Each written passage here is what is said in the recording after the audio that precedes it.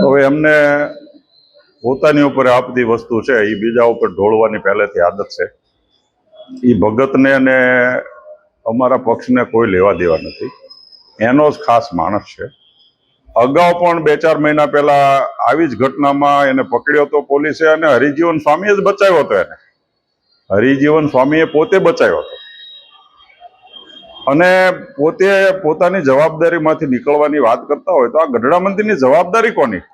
અહીંયા કોઈ પણ ઘટના બને, પક્ષનો અમારે તો કઈ લેવા દેવા નથી, પણ કોઈ પણ પક્ષનો હોય તો જવાબદાર માણસે છટકવું ન જોઈએ. અને એક જ ઘટના નથી બની. અગાઉ વ્યભિચારીઓ ગઢડા મંદિરમાં હરિભક્તો હલ્લા બોલ કર્યા છે, એક પછી એક ઘટનાઓ બની છે, ચોરીઓ થઈ છે, પાપાચાર થાય છે, બીજી બધી ઘણી બધી ઘટનાઓ થાય છે. દરેક ઘટના આ સ્વામીએ મિલીભગત કરી અને ઢાંકી જ છે.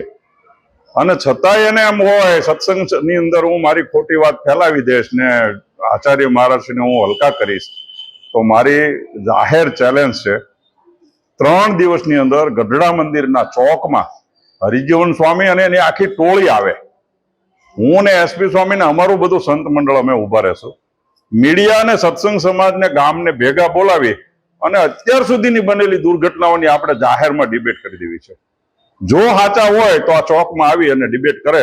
બાકી મીડિયાએ અને સત્સંગ સમાજે અને દુનિયાના માણસે, રાજકીય માણસોએ, અધિકારીઓ જાણી લેવું જોઈએ કે આ જન્મથી ખોટા છે. આને સાચું બોલવાની આદત નથી.